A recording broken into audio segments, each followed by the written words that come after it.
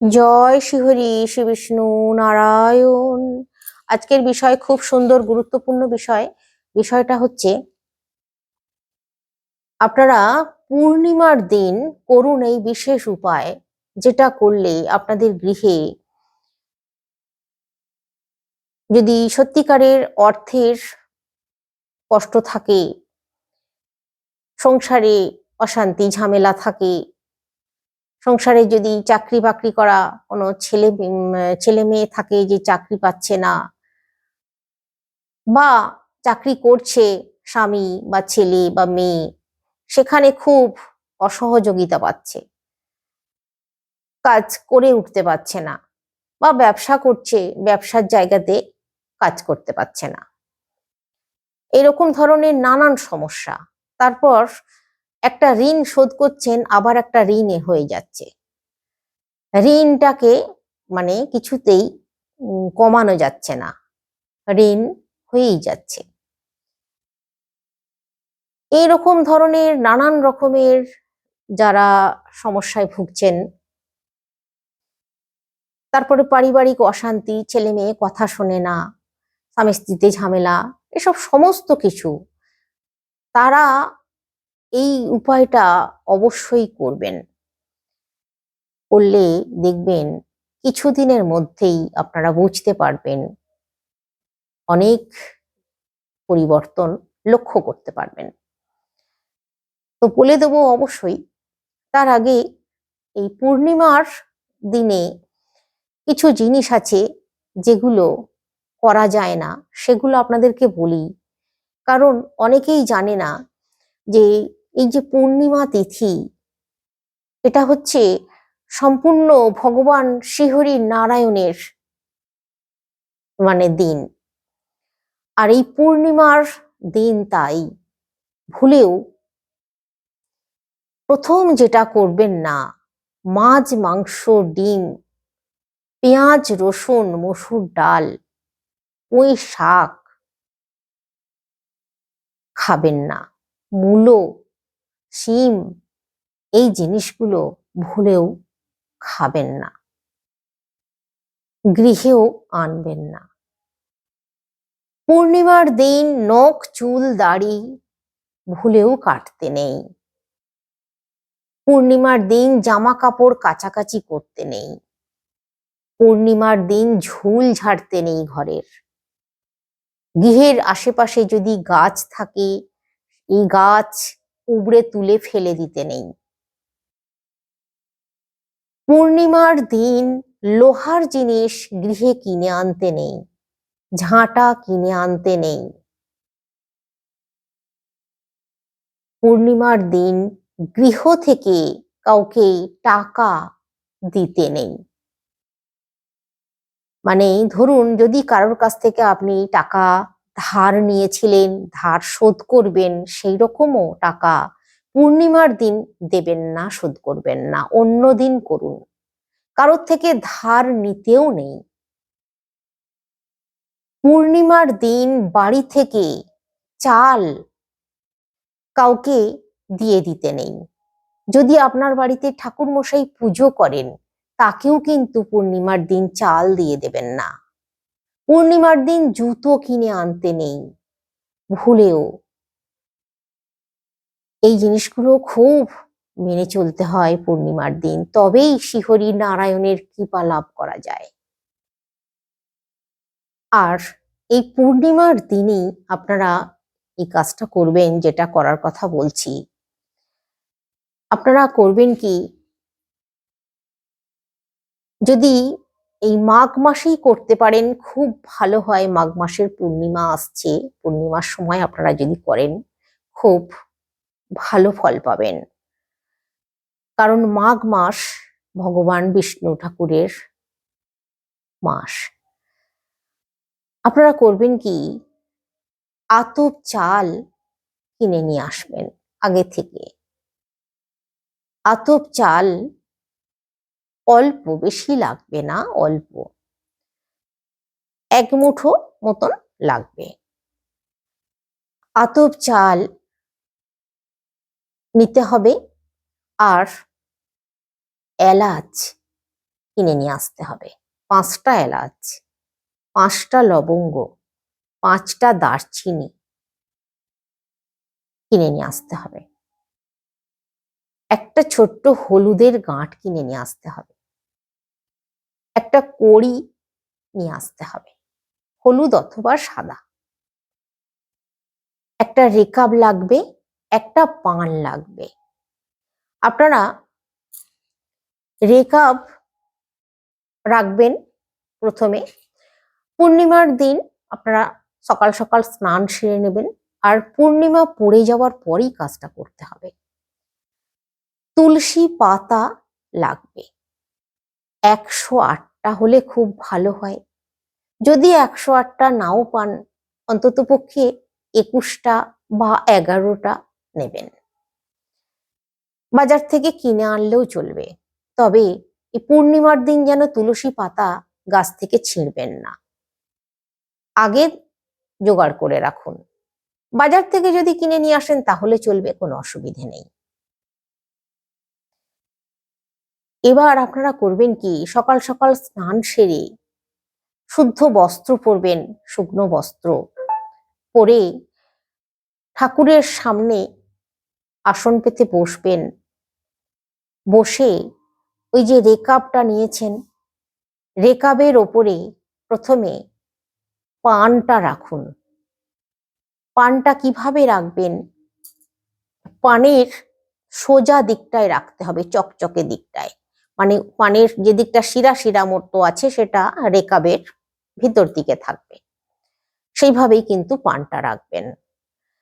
আর পানের উপরে প্রথমে আতপ চাল দিয়ে দিন, তারপর এলাচ দিয়ে দিন 5টা, দারচিনিটা দিয়ে দিন, লবঙ্গ দিয়ে দিন, যা যা বললাম সবকিছু ওই রেকাবের উপরে দিয়ে দিন। হলুদের গাঁট দিয়ে দেবেন, কড়িটা দিয়ে দেবেন, এই সমস্ত জিনিস পানের উপরে দিয়ে দেবেন। এবার ওই যে তুলসী পাতা নিয়েছেন, তুলসী পাতা চন্দন লাগিয়ে নেবেন। আপনাদের বাড়িতে যদি লক্ষ্মী নারায়ণের পিকচার থাকে বা মূর্তি থাকে, নারায়ণের চরণে তুলসী পাতা ওম নমো ভগবতে বাসুদেবায় যতগুলো তুলসী পাতা নিয়েছেন ততবার বলুন, আর একটা করে দিন। মা লক্ষ্মীর চরণে কিন্তু দেবেন না, বা মা লক্ষ্মীর প্রসাদ যদি রাখেন তাতে কিন্তু এই তুলসী পাতা দেবেন না। নারায়ণের প্রসাদ রাখবেন, নারায়ণের প্রসাদে তুলসী পাতা দেবেন। নারায়ণের জল রাখবেন, জলেও তুলসী পাতা দেবেন। তারপর নারায়ণের চরণে তুলসী পাতা দিন, কিন্তু প্রতিবার একটা করে পাতা দেবেন, ওম নমো ভগবতে বাসুদেবায় নমঃ বলবেন, এটা করলেন। এবার ওই যে রেকাবটা আপনারা সাজিয়ে নিয়েছেন পান আর ওই যা যা জিনিস বললাম সমস্ত কিছু দিয়ে, ওই রেকাবটা আপনারা লক্ষ্মী নারায়ণের সামনে আরতি করুন, ঘুরিয়ে আরতি করুন। এটা করুন, খুব মানে কৃপা পাবেন নারায়ণের, মা লক্ষ্মীরও কৃপা পাবেন। মা লক্ষ্মী নারায়ণকে আহ্বান করুন, আপনার গৃহে যেন সদা সর্বদা বিরাজ করেন। এই শুভ জিনিসগুলো দিয়ে মা লক্ষ্মী নারায়ণকে আপনারা ডাকুন, আহ্বান করুন। দেখবেন আপনার গৃহে সমস্ত সমস্যা নিমেষের মধ্যে উধাও হয়ে যাবে। কিন্তু যেটা করবেন বিশ্বাস নিয়ে, ভক্তি নিয়ে করতে হবে। মনের মধ্যে কোনো দ্বিধা রাখলে চলবে না, কোনো জড়তা রাখলে চলবে না। যদি আবার নারায়ণের প্রণাম মন্ত্র মানে বলতে পারেন 3বার, না হলে নারায়ণের প্রণাম মন্ত্র আমি বলে দিচ্ছি, যদি কানে শোনেন আর ওই কাজটা করেন তাহলেও কিন্তু চলবে, তাহলেও আপনারা করতে পারবেন। বা নারায়ণের প্রণাম মন্ত্র আপনারা যদি আপনাদের মানে বাজিয়ে শোনেন, আপনারা ফোন চালালেন বা আপনাদের টেপ রেকর্ডার চালাতে পারেন, নারায়ণের প্রণাম মন্ত্র চালাতে পারেন, সেটাও করতে পারেন। আমি নারায়ণের মন্ত্র আপনাদেরকে বলে দিচ্ছি, আপনারা শুনতে পারেন, আপনাদের খুশি সেটা। এটা খুব ভালো ফল দেবে পূর্ণিমার দিন যদি করতে পারেন। নারায়ণের মন্ত্রটা হচ্ছে নমো ব্রহ্মণ্য দেবায় গো ব্রহ্মণ্য হিতায় চ জগদ্ধিতায় শ্রীকৃষ্ণায় গোবিন্দায় নমো নমো। নমো পাপহং পাপ কর্মাহং পাপাত্মা পাপ সম্ভব ত্রাহি মাং পুণ্ডরীকাক্ষ সর্ব পাপ হরো হরি। নমো কমল নেত্রায় হরয়ে পরমাত্মনে অশেষ ক্লেশ নাশায় লক্ষ্মীকান্ত নমঃস্তুতে। হরে মুরারে মধুকৈটব ভারে মুকুল গোবিন্দ নারায়ণ যজ্ঞেশ নারায়ণ কৃষ্ণ বিষ্ণু বলে আপনারা যদি এই মন্ত্রটা বলতে পারেন বা শুনতে পারেন তাহলে কিন্তু খুব ভালো ফল পাবেন। আরেকবার আপনাদেরকে আমি মন্ত্রটা বলে দিচ্ছি। আমার মানে নারায়ণের নাম বা নারায়ণের মন্ত্র আমি পাঠ করতে গেলে বলতে গেলে আমার খুব মানে ভেতর থেকে আমি খুব আপ্লুত হয়ে যাই। আমার মানে কি বলবো আপনাদেরকে, আমার চোখে জল চলে আসে। ভগবান নারায়ণ সদা সর্বদা যেন মনে হয় আমার চোখের সামনে আছে, সদা সর্বদা যেন উনি আমার পাশে আছেন, সব সময় আমার এরকম মনে হয়। তো দেখুন, আপনারাও যদি এই ভাব ভাবনার মধ্যে ডুবে যেতে পারেন, মনে না পরম আনন্দ, পরম শান্তি লাভ করবেন। নমো ব্রহ্মণ্য দেবায় গো ব্রহ্মণ্য হিতায় চ জগদ্ধিতায় শ্রীকৃষ্ণায় গোবিন্দায় নমো নমো। নমো পাপহং পাপ কর্মাহং পাপাত্মা পাপ সম্ভব ত্রাহি মাং পুণ্ডরীকাক্ষ সর্ব পাপ হরো হরি। নমো কমল নেত্রায় হরয়ে পরমাত্মনে অশেষ ক্লেশ নাশায় লক্ষ্মীকান্ত নমঃস্তুতে। হরে মুরারে মধুকৈটভারে গোপাল গোবিন্দ মুকুন্দ সৌরে যজ্ঞেশ নারায়ণ কৃষ্ণ বিষ্ণু নিরাশ্রয় মাং জগদীশ রক্ষ। স্বয়ং ভগবান শ্রীহরি শ্রী বিষ্ণু নারায়ণ আপনাদের কৃপা করবেন যদি এই মন্ত্র শোনেন পূর্ণিমার দিন বা নিজেরা পাঠ করতে পারেন, সব থেকে ভালো হয়। দেখে দেখে পড়বেন, বই দেখে দেখে, লিখে নিন, না হলে লিখে নিয়ে আপনারা পাঠ করুন, শুনুন, দেখবেন আপনাদের জীবনে কোনো রকম বাধা বিপত্তি কিচ্ছু আসবে না। পরম শান্তিতে আপনারা দিন কাটাতে পারবেন। শরীর সুস্থ থাকবে, দেখবেন সর্বদিকে কাজে মন থাকবে, এত কাজে এনার্জি থাকবে যেটা কল্পনার অতীত। সমস্ত কাজ খুব সুন্দর সুস্থভাবে করতে পারবেন। তো এটা তো গেল। এরপর আপনাদেরকে আর একটা বিষয়ের কথা বলে দিই এই ভিডিওর মাধ্যমেই। দেখুন, এই পূর্ণিমার দিন আরো একটা কাজ আপনারা করবেন। সেটা হচ্ছে, আপনাদের গৃহে যদি তুলসী গাছ থাকে, তুলসী মঞ্চ থাকে, তাহলে অবশ্যই কিন্তু তুলসী মঞ্চের সামনে একটা সর্ষের তেলের প্রদীপ অথবা ঘিয়ের প্রদীপ জ্বালিয়ে দেবেন।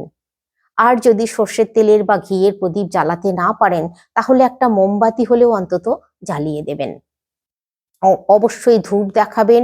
আর তুলসী মাতার সামনেও যদি একটু প্রসাদ রাখতে পারেন তাহলে খুব ভালো হয়। প্রসাদ, একটু জল আপনারা রাখবেন, দেখবেন শ্রীহরি নারায়ণের কৃপা লাভ করবেন। আর এই তুলসী গাছের গোড়ার মাটি একটুখানি তুলে নেবেন হাত দিয়ে, সামান্য একটু এই অনামিকা আঙুল দিয়ে নিয়ে নেবেন, নিয়ে নিজের কপালে লাগিয়ে নেবেন। গৃহে যতজন সদস্য আছে প্রত্যেকের কপালে একটু করে লাগিয়ে দেবেন।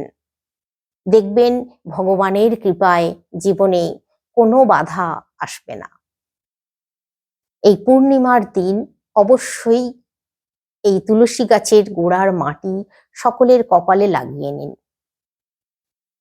তুলসী গাছের গোড়ার মাটি, তুলসী গাছের মাটি এত উপকারী জানেন, যদি কারোর মানে হাওয়া বাতাস লেগে যায়, মনে করুন গৃহে কোনো ছোট বাচ্চা আছে বা অনেক সময় গর্ভবতী মহিলাদেরও হাওয়া বাতাস লেগে যায়, বা গৃহের কারোর শরীরে হাওয়া বাতাস, বাজে দূষিত হাওয়া বাতাস লেগে যায়, তাদেরকে যদি এই তুলসী গাছের মাটি আপনারা তুলে, একটু সামান্য করে তুলে যদি শুকনো করে রেখে দেন, আর যখন এরকম মনে হবে আপনাদের গৃহে যে কারোর এরকম হয়েছে, তাদের কপালে, তার কপালে, মাথায়, বুকে একটু যদি লাগিয়ে দেন, দেখবেন কিছুক্ষণের মধ্যেই সে হালকা বোধ করবে। তার ওই হাওয়া বাতাস, দূষিত হাওয়া বাতাস যে লেগেছিল সেটা কেটে যাবে। কিছুক্ষণের মধ্যেই দেখবেন হালকা বোধ করবে, কিন্তু গলায়, মাথায়, বুকে লাগিয়ে দিতে হবে। এটা খুব উপকারী। যাদের অনেক সময় দেখা যায় যে খুব ভুগছে যে আমার বুঝি কেউ ক্ষতি করছে, আমার বুঝি কেউ খারাপ করছে, তারাও একটা কাজ করতে পারেন। তারা তুলসী গাছের পাতা দিয়ে এই কাজটা করতে পারেন। কি করবেন, তুলসী গাছের পাতা 5টা কি 7টা পাতা নিয়ে নিতে হবে। নিয়ে ওই তুলসী গাছের ওই যে পাতাটা একটু যেন ডাঁটি থাকে সেরকম অবস্থায় নিতে হবে। ওই ডাঁটিগুলোতে সুতো বাঁধতে হবে, একটু বড় ধরনের সুতো বেঁধে দেবেন। বেঁধে নিজের কোমরে বেঁধে রাখবেন।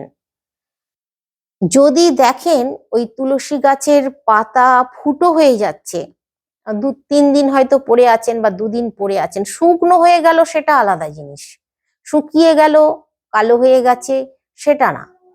যদি দেখেন যে পাতা ফুটো হয়ে গেছে, এটা কিন্তু মোক্ষম উপায় আপনাদেরকে বলে দিচ্ছি। যদি দেখেন যে পাতা ফুটো হয়ে গেছে, তাহলে কিন্তু জানবেন আপনাদের ক্ষতি করার চেষ্টা করছে বা করেছে, কিছু গুন্তুক কিছু করেছে। মানে এটা খুব বোঝার কিন্তু খুব ভালো উপায়। আর যদি দেখেন যে শুকনো হয়ে গেছে, সে তো শুকনো হয়ে যেতেই পারে, ওটা তো কিছু করার নেই, তাহলে কোনো ভাবার কোনো কারণ নেই। তাহলে জানবেন যে কোনো কিছু ক্ষতি আপনার সঙ্গে হয়নি, করছে না কেউ। কিন্তু যদি ফুটো হয়ে যায়, কোনো একটি পাতাও যদি ফুটো হয়ে যায় এই 5টার মধ্যে, তাহলে কিন্তু মানে নিশ্চিত রূপে বুঝে নিন যে আপনার সঙ্গে কিছু খারাপ কেউ করছে। তার দোষ কাটানোর কিন্তু উপায় আছে। আপনারা যদি বলেন, আমি পরের ভিডিওতে বলে দেওয়ার চেষ্টা করব। দেখি কতজন কমেন্ট করছেন, বলছেন, সেই মতো আমি আবার ভালো করে একটা ভিডিও তৈরি করে দেব, আপনারা দেখে নেবেন।